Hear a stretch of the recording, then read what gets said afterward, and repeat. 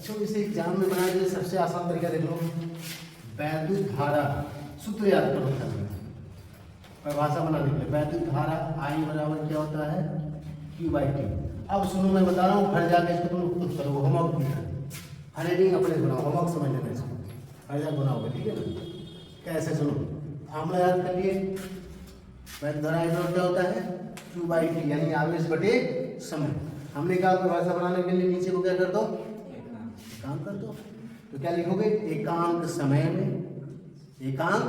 समय में किसी चालक के अनुप्रस्थ काट के क्षेत्रफल से गुजरने वाला आवेश या आवेश प्रवाहित या प्रवाहित आवेश, किसी एकांक समय में किसी चालक के अनुप्रस्थ काट क्षेत्रफल में आप प्रवाहित आवेश, ऐसे लिख दो, एकांक समय में किसी चालक में प्रवाहित आवेश की मात्रा, ये क्या है, आवेश की मात्रा क्या कहलाती है, वैद्युत धारा कहलाती है। जैसे चाहो उसे बना लो अपने मर्जी से। एकांक समय हो गया, एकांक समय में किसी चालक में, क्योंकि चालक घर वैद्युत चालन होता है, किसी में होता है, ठीक है। तो एकांक समय में चालक में प्रवाहित आवेश की मात्रा क्या कहलाती है, वैद्युत धारा कहलाती है। इसे आई से प्रदर्शित करते हैं, स्मॉल आई भी लिख सकते हो, कैपिटल आई भी, दोनों सही है। इसे आई से प्रदर्शित करते हैं, इसका मात्रक भी लिखोगे, इसका मात्रक क्या होता है, एम्पियर होता है, इसका एम्पियर मात्रक क्या होता है, एम्पियर होता है, इतना लिख सकते हो, एम्पियर होता है, ठीक है। पूरी बात डिटेल हो गया इसके बारे में, मात्रक हो गया। यह एक कौन सी राशि है, यह सदिश राशि, अदिश राशि है, यह अदिश राशि है, कौन सी राशि है, अदिश राशि है। क्यों, यहाँ देखो आवेश कौन सी राशि है, अदिश है, यो अदिश है, ये अकेला सदिश कैसे हो जाएगा, है कि नहीं।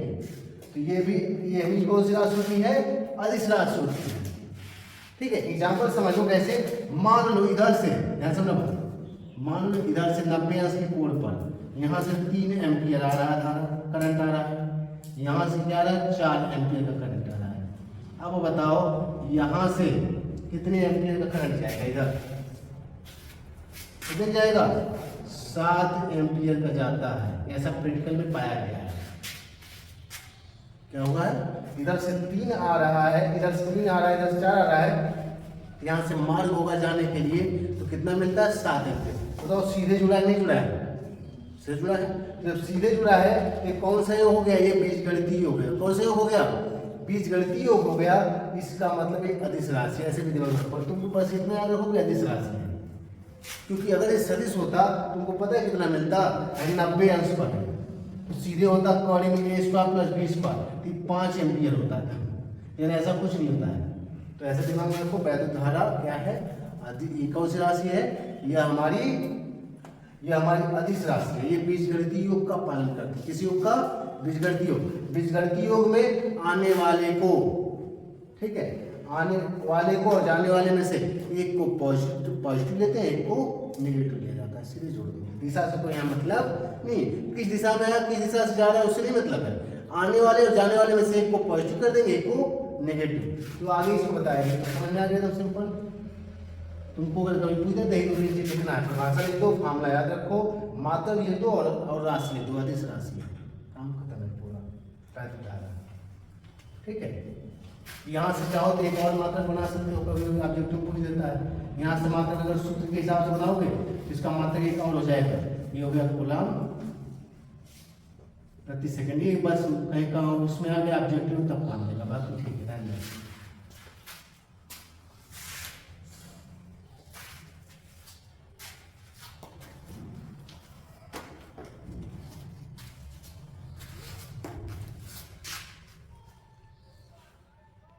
बच्चों, आज की हम लोग क्लास स्टार्ट करते हैं। आज की क्लास में हम जानेंगे वैद्युत धारा और उससे संबंधित न्यूमेरिकल को, ठीक है। वैद्युत धारा में हमारा क्या होता है, जैसे वैद्युत धारा में हम बता दें कि अब तक हमने जो देखा वो वैद्युत धारा ही है, लेकिन थोड़ा न्यूमेरिकल जानने से पहले हम उससे संबंधित फार्मूले जान लें कि न्यूमेरिकल में क्या फार्मूला इस्तेमाल होता है, ठीक है। एक चीज़ और जान लें, जैसे कि हमारा जो वैद्युत धारा जो हमारी होती है, ठीक है, हमारी जो वैद्युत धारा होती है, अगर मान लो यहाँ पे हम सेल ले लेते हैं, ये हमारा, ठीक है, ये हमने एक सेल ले लिया, तो यहाँ ले के मान लो हमने इसे क्या कर दिया, हमने यहाँ पे एक बल्ब को मान लो जोड़ दिया, ठीक है, किसको जोड़ दिया, एक बल्ब को मान लो हमने यहाँ पे जोड़ दिया, ठीक है। क्या किया हमने, एक बल्ब को मान लो जोड़ दिया।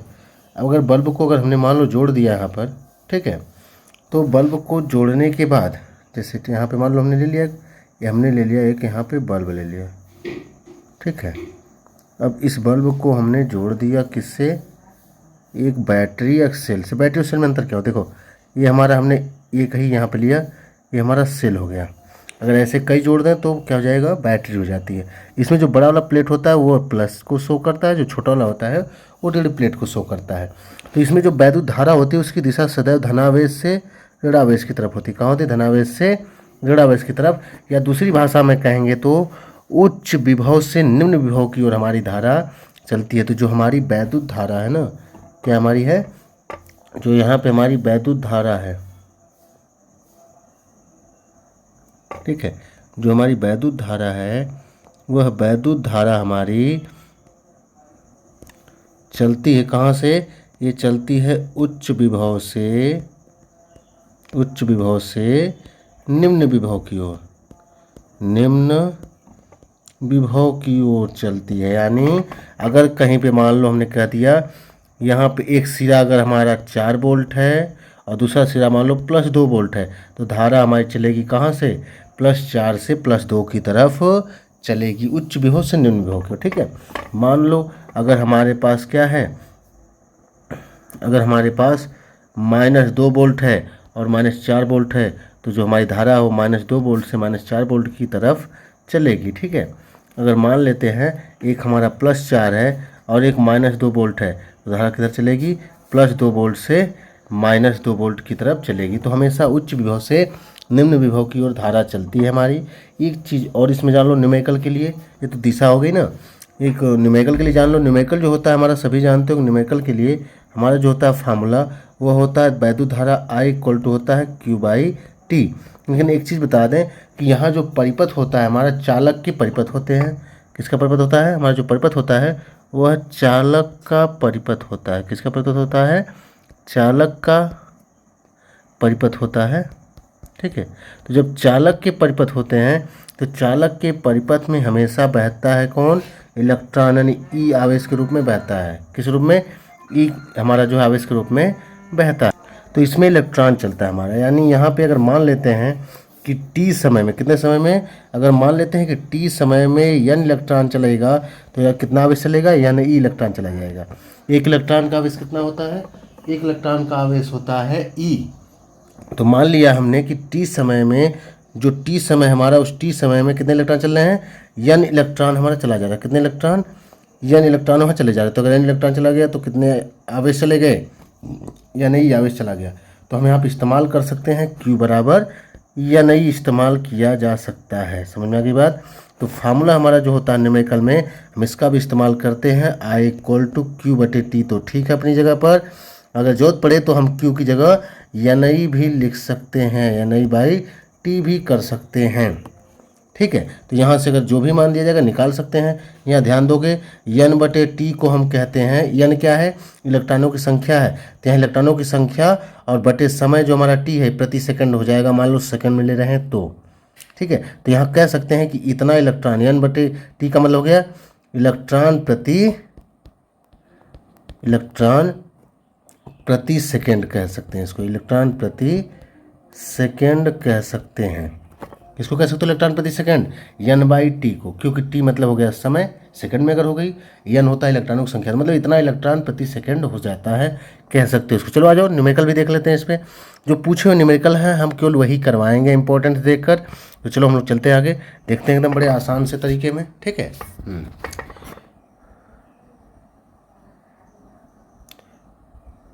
लंबा मार्ग दूरी घर, बिकट पंथ बहुमार।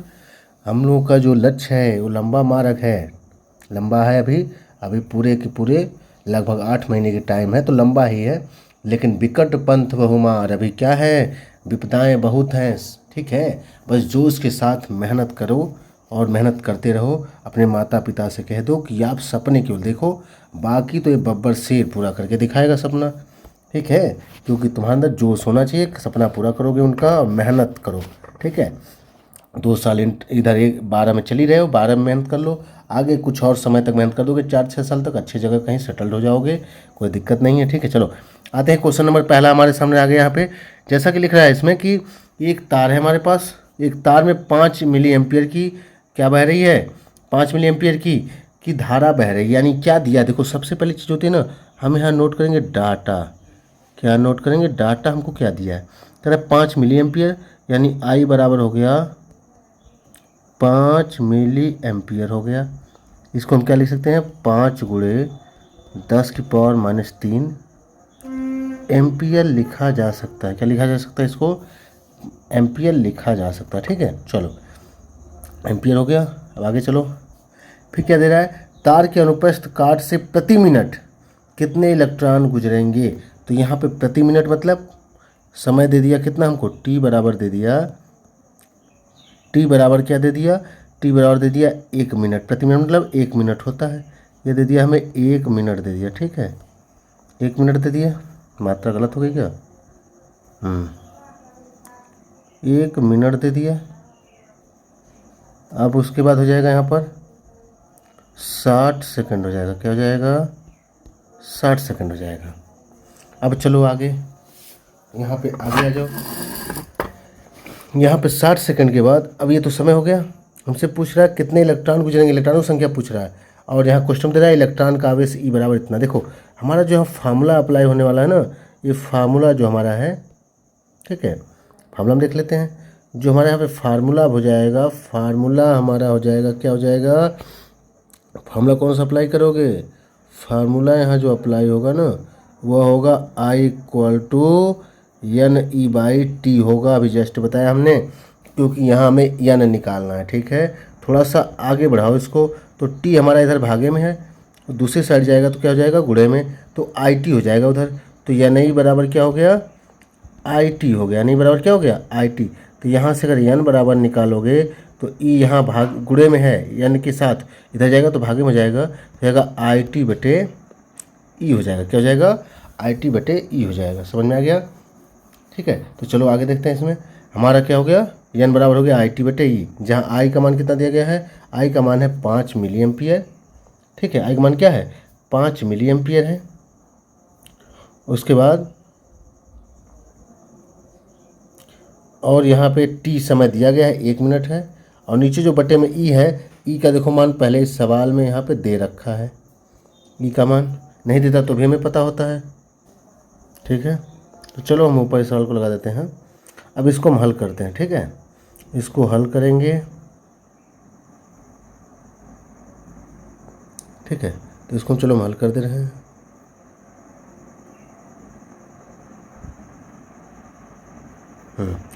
अब चलो हम इसको हल करते हैं। तो हमारा क्या हो जाएगा, यहाँ पे n इक्वल टू हो जाएगा, n इक्वल टू IT बटे क्या होता है, ये हम क्या हो जाएगा, चलो n बराबर IT, I का मान रखो पहले 5 गुणे क्या है, 5 गुणे 10⁻³ हो गया I, गुणे t दिया है, t का मान हो गया 60 सेकंड, बटे E का मान 1.6 इंटू 10⁻⁻ कितना हो जाएगा, -19 हो गया। कैसे लगाना है सुनो ध्यान से। ठीक है, अब यहाँ पे आ जाओ, 60 गुणे हम लोग क्या करेंगे, यहाँ पर 60 का और 5 का गुणा कर देंगे, तो 60 गुणे 5 कितना हो गया, 300, 6×5 = 30 होता है, 300 हो गया, 300 गुणे। ठीक है, यहाँ देखो 10⁻−19 है, इसको पहले ले आएंगे तो +19, 10⁻+19 और ऊपर -3 है, तो +19 और -3 मिलकर हो जाएगा 10⁻में से 3 घटा देंगे, हो जाएगा 16, और बटे हमारा कितना है 1.6 है। ठीक है, अब यहाँ समझो है 2 जीरो जो यहाँ पर है, 2 जीरो से हम यहाँ पे 2 पावर बढ़ा सकते हैं। क्या कर सकते हैं, यहाँ पर 2 पावर बढ़ा सकते हैं। ठीक है, तो 2 जीरो मिला देंगे तो यहाँ 2 जीरो और 16 पावर, ये हो जाएगा 10 की पावर कितना हो जाएगा, हो जाएगा 10⁻18 हो जाएगा। कितना हो जाएगा, 18। क्या हो जाएगा, ये हो जाएगा 10⁻18 हो जाएगा। ठीक है, अब यहाँ गुणे में क्या बचेगा, आएगा, अब 1.6 से भाग करना है 3 में। ठीक है, तो 10 ऊपर नीचे गुणा कर देंगे तो हो जाएगा 30/16, कितना हो जाएगा, 30/16, चलो 16 से भाग कर देते हैं, या इसको 2 से काट के 15/8 भी कर सकते हैं। उसके बाद भाग कर देंगे तो कितना आ जाएगा 1, ठीक है। उसके बाद कितना बचेगा, मान लो 30/16 को हमने कर दिया 15/8 कर दिया, ठीक है। या 4 से काट देंगे, नहीं 4 से नहीं कटेगा, 15/8 कर दिया तो 8 से एक बार ले जाओगे तो बचेगा 7, ठीक है। तो हो जाएगा यहाँ पर 8 बार फिर जाएगा, 8 8 64 हो जाएगा, फिर बचेगा 6। इसको कर लोगे लगभग में 1.8 × 10⁻18 के लगभग हमारा आंसर, इतने इलेक्ट्रॉन हमारे आ जाएंगे, ठीक है। तो सवाल लगा लोगे, हम चल रहे हैं इसमें क्योंकि टाइम ज़्यादा हो गया ना, सवाल को देखना भी है, समय भी देना है इसको,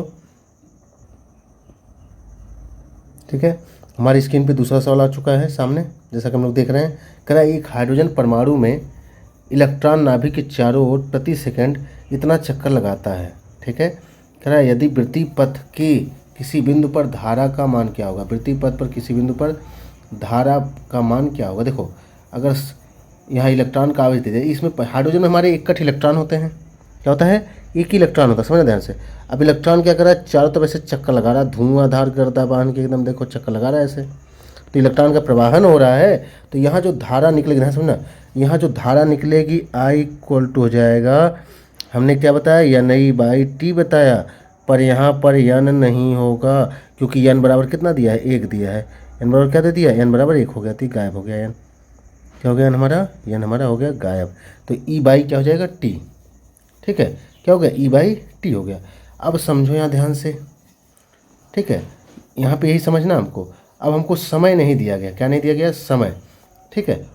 तो हम बता दें यहाँ पे जो है इलेक्ट्रॉन का जो प्रवाह होगा वो चक्कर में, अगर ले रहे हो, किस में ले रहे हो, चक्कर में लिया जा रहा है। तो अगर चक्कर में लोगे, तो चक्कर में जब लोगे तो यहाँ पर हम टी की जगह इस्तेमाल करेंगे स्मॉल टी, जो हमारा है ना, स्मॉल टी जो हमारा दिख रहा है, इस स्मॉल टी की जगह हम इस्तेमाल करेंगे, इसके इस्तेमाल करेंगे कैपिटल टी। क्या इस्तेमाल करेंगे, कैपिटल टी, जिसको हम लोग कहते हैं आवर्तकाल। क्या कहते हैं इसको, आवर्तकाल कहते हैं। ध्यान देना, आवर्तकाल मतलब एक चक्कर पूरा करने में लिया गया जो समय होता है उसी को आवर्तकाल कहते हैं। तो इलेक्ट्रॉन जब एक चक्कर पूरा करेगा ना तभी धारा कंप्लीट होगी, ठीक है। अब ये क्या कर रहा है देखो, ठीक है, ये हमसे कह रहा है कि प्रति सेकेंड इतना चक्कर लगाता है, पाँच में आ रही है। तो यहाँ हमें चक्करों की संख्या दी गई है, क्या दिया गया है, चक्करों की संख्या। तो यहाँ अब हमको समझना है, जब प्रति सेकंड चक्करों की संख्या देता है तो एकांक समय में दे रहा है। ध्यान से क्वेश्चन पढ़ो, करा प्रति सेकंड 6 × 10⁻15 चक्कर लगाता है। देखो जब प्रति सेकंड या एकांक समय में जो चक्करों की संख्या होती है इसको हम कहते हैं आवृत्ति। क्या कहते हैं इसको, आवृत्ति कहा जाता है, ठीक है। क्या कहते हैं इसको, आवृत्ति कहा जाता है। ध्यान सुनना बात को, इसको आवृत्ति कहोगे, ठीक है। आवृत्ति यानी फ्रिक्वेंसी कहते हैं। जो आवृत्ति हमारी होती है, न्यू कहो चाहे एन कहो, यह जो होती है 1 आवर्तकाल के बराबर होती है। तो यहाँ ऐसे सीधे लगा सकते हो, तो यहाँ हो जाएगा न्यू ई हो जाएगा, जहाँ न्यू क्या होगी, आवृत्ति। तो आवृत्ति दिया है 6 × 10⁻15 दे दिया, ठीक है। और गुणे ई का मान होता है 1.6 × 10⁻−19 हो गया, ठीक है। अब उसके बाद गुणा कर लेंगे, 16 × 6 = 96 हो जाएगा, 9.6 गुणे हो जाएगा यहाँ पर 10⁻15, 10⁻−19 हो गया, 10⁻−3 हो जाएगा एम्पियर कह लो इसको। इतना नहीं, 1 मिनट 10⁻4 हो जाएगा ना, क्या गणित है, 10⁻4 हो जाएगा एम्पियर, ठीक है। अगर हम चाहें तो यहाँ पे दशमलव को 9 के बगल में लगा के, यानी 0.96 करके 10⁻−3 करके उसको मिली एम्पियर बदल सकते हैं। तो आंसर यही छोड़ दो, यह भी सही एकदम है, करेक्ट एकदम, ठीक है। चलो आगे देखते हैं।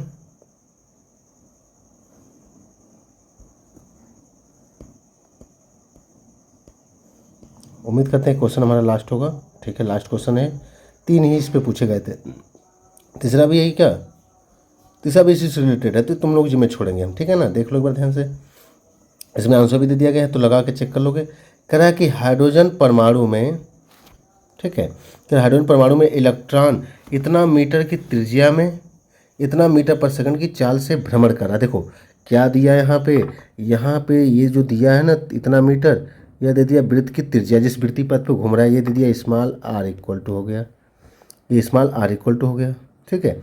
दूसरा करा है जो 2.2 × 10⁻6 मीटर पर सेकंड, यह रेखी वेग दे दिया v, यह दे दिया रेखी वेग v दे दिया। ध्यान सुनो बात को। अब हमसे करा इसके समतुल्य वैद्युत धारा। देखो वैद्युत धारा जो होती है I बराबर हम लोग पढ़े हैं Ni/T होती है, लेकिन यहाँ आप लोगे कैपिटल T।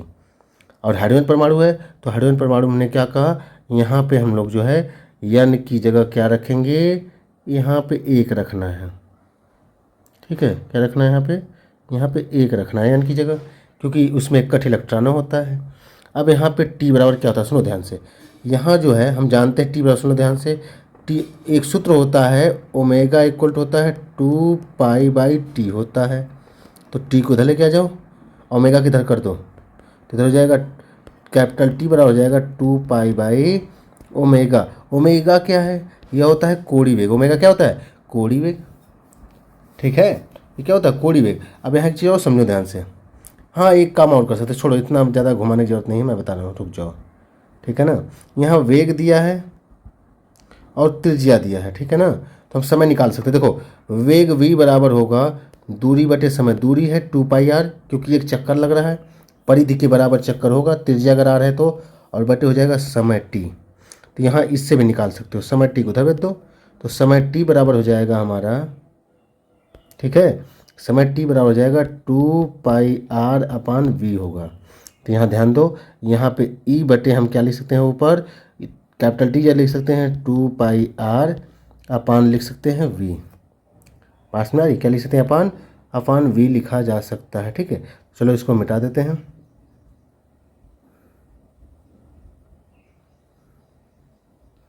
तो मिट ही नहीं रहा है,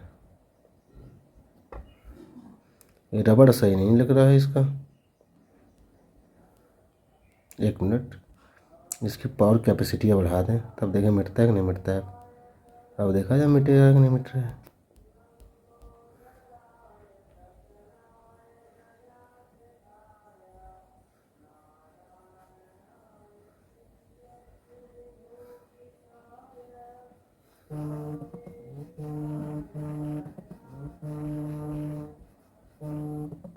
चलो आ जाओ बच्चों।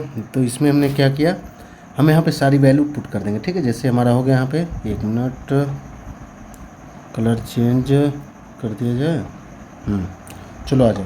हमने क्या कहा, हमें निकालना है धारा का मान। तो धारा I इक्वल टू यहाँ पे हो जाएगा, हमने रख दिया यहाँ V जो हमारा बटा ही चला जाएगा ऊपर, और E का मान है 1.6 × 10⁻⁻19 है, गुणे V जो हमारा है ऊपर जाएगा, इसकी वैल्यू हो जाएगी 2.2 × 10⁻⁶ हो जाएगा 6, क्या हो जाएगा 6 हो जाएगा, अपान हमारा हो जाएगा यहाँ पर 2πr दिया है 2। ठीक है, पाई की वैल्यू देखो हम उसका 3.14 रखते हैं, पर यहाँ रखेंगे 22/7। उसका रीज़न क्या है, क्योंकि यहाँ 22 से 22 कटने का पूरा फुल चांस है। ठीक है, इसलिए आगे चलो 2πr, r की वैल्यू कितनी है, r की वैल्यू है 5 × 10⁻⁻11 है। ठीक है, अब चलो इसको हम हल करते हैं। तो हमारा जो 7 है बटा ही चला जाएगा ऊपर, और 22 से 22 जब कटेगा तो ये 10 बार जाएगा नीचे, चलो कितने बार जाएगा 10 बार। ठीक है, अब आ जाओ, है 2, एक मिनट, यह जो 2 है 2 और ये 5 गुणा करेंगे 10 हो जाएगा, और है 10 100 हो गया, यानी 10 की पावर 2 हो गए। तो ये जो होगा 10 की पावर जो -11 है ये -9 हो जाएगा, और -9 ऊपर जाएगा तो +9 हो जाएगा। तो +9 और 6 ये में हो जाएंगे 10 की पावर 15।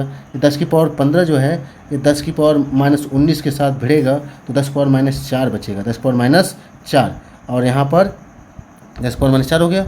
ये आ गया हमारा आंसर 10 की पावर -4। उसके साथ साथ यहाँ पे थोड़ा सा हम वैल्यू देखेंगे। ठीक है, 10 की पावर कितना आ गया, 10 की पावर -4 आ गया, 10 की पावर -4 हो गया।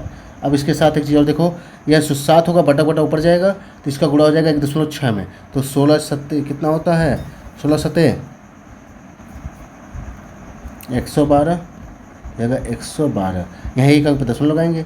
अब यहाँ जो 10 पावर -4 है ना, जो 10 पावर क्या है, जो -4 है, इस -4 को हम चाहें तो -3 लिख सकते हैं, -3 इसको करेंगे 10 पावर -3 कर सकते हैं, और इसको लिख सकते हैं दशमलव के एक अंक और खिसक जाएगा, दशमलव यहाँ बीच में आ जाएगा तो 1.12 लिख सकते हैं इसको, और 10 पावर -3 एम्पियर आएगा, इसको लिख सकते हैं मिली एम्पियर। क्या लिख सकते हैं इसको, मिली एम्पियर, जो कि हमारा आंसर दिया गया है 1.12 गुणे हो जाएगा मिली एम्पियर, 1.12 मिली एम्पियर, ये हमारा होगा परफेक्ट आंसर। इसी के साथ हम क्लास को समाप्त करते हैं। एक बार इसको कायदे से देख लोगे, ठीक है। तो अभी देख लो, यहाँ पे हमने कह दिया इसको सवाल को न्यूमेरिकल जोड़ लगाओ, क्योंकि न्यूमेरिकल हमारे लिए इंपॉर्टेंट है। न्यूमेरिकल और डेविएशन ही जो है यह हमारा क्या करता है, यह हमारा एग्ज़ाम में 70% यही पूछे जाते हैं। एग्ज़ाम में 70% न्यूमेरिकल और डेरिवेशन ही होते हैं। दोनों एक दूसरे से मिलते जुलते टॉपिक है। न्यूमेरिकल प्लस डेरिवेशन होता है, डेरिवेशन, ठीक है, डेरिवेशन होता है। समझा गया? चलो, तो इसके साथ हम लोग क्या करते हैं, क्लास को समाप्त करते हैं। जय हिंद सभी बच्चों, मेहनत कर